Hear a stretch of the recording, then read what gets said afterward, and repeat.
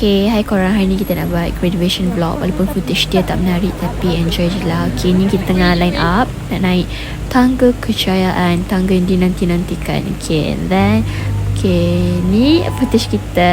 Okay, tunjuk sikit makeup kita. Okay, alah. And then, wow.